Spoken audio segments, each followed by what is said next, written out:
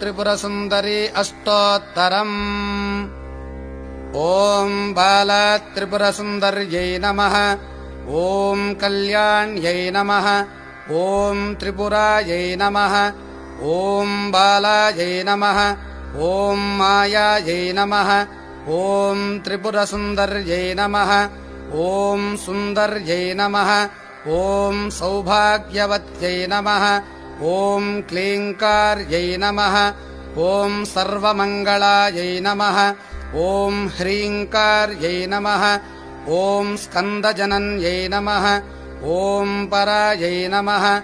ॐ पञ्चदशाक्षर्यै नमः। ॐ त्रिलोक्यै नमः। ॐ मोहनाधीशायै नमः। ॐ सर्वेश्यै नमः। ॐ सर्वरूपिण्यै नमः। ॐ सर्वसंक्षोभिण्यै नमः।